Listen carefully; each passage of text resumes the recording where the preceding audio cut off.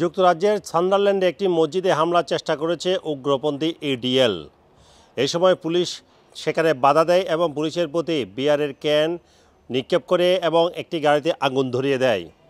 এমন খবর প্রকাশ করেছে বিবিসি। তারা জানিয়েছে সান্দারল্যান্ডে একটি মসজিদের সামনে, যেটি সেন্ট মার্কস রোডে পড়েছে, সেই মসজিদের উপর হামলা চালানোর চেষ্টা করেছে কয়েকজন উগ্রবাদী লোক, যারা ইডিএলের সমর্থক, ইংলিশ ডিফেন্স লিগের সমর্থক, এবং সে সময় পুলিশ অফিসাররা তাদেরকে এই বিক্ষোভটিতে বাধা দেয় এবং এর ফলে সেখানে পুলিশের উপর চড়াও হয় বিক্ষোভকারীরা।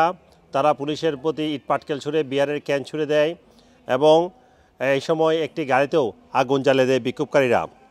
নর্দাম্বারিয়া পুলিশ বলেছে তারা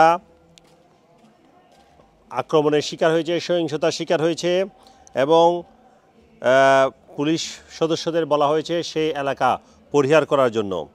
এছাড়া যেটি বলা হয়েছে, এই উগ্রবাদী ইডিএলের সমর্থকরা তারা আরেক উগ্রবাদী গোষ্ঠী টমি রবিনসনের পক্ষেও স্লোগান দেয় এবং তারা ইসলাম ধর্মের বিরুদ্ধে অবমাননাকর স্লোগান দেয় বলেও অনেকে জানিয়েছেন।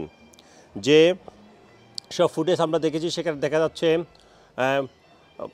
প্রায় 20 থেকে 30 জন কিংবা তার চেয়ে বেশি মানুষ মার্চ করে যাচ্ছে এবং তারা চেষ্টা করছে একটি মসজিদের দিকে যেতে, যেটি বলছিলাম সেন্ট মার্কস রোডে রয়েছে।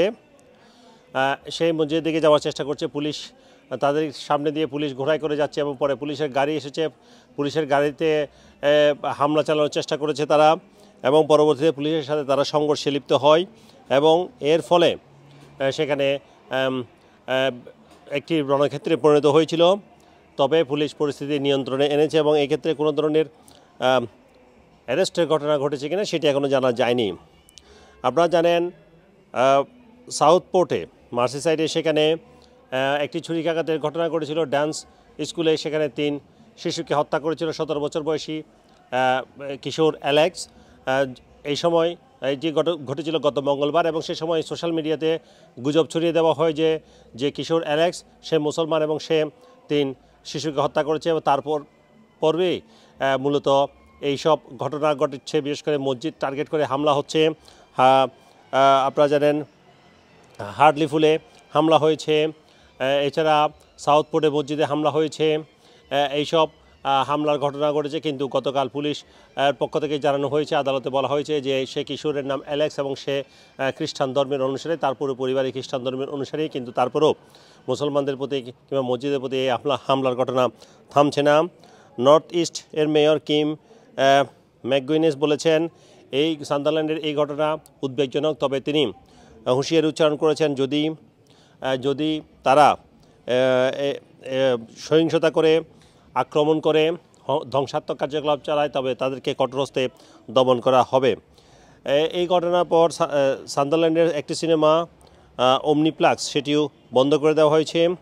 এছাড়া লিভারপুলে ইংল্যান্ডের প্রথম মসজিদ আবদুল্লাহ কুইলিম মসজিদকে রক্ষায় প্রায় 200 মানুষ তারা অ্যান্টি রেসিস্ট প্রোটেস্ট করেছে এবং তারা বলেছে যে এইখানে রিফিউজিদেরকে ওয়েলকাম জানাবে তারা, এবং সেখানে হামলার আশঙ্কায় তারা মসজিদ পাহারার ব্যবস্থা করেছে, যদিও সেখানে কোনো হামলার ঘটনা এখনও ঘটেনি।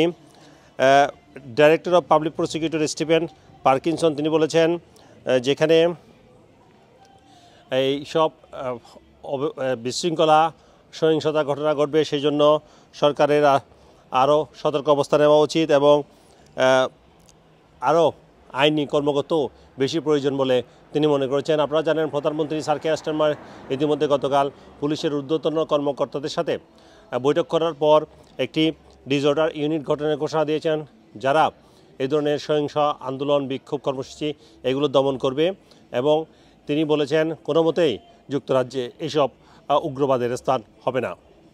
Sarwar Hossain, top news, London.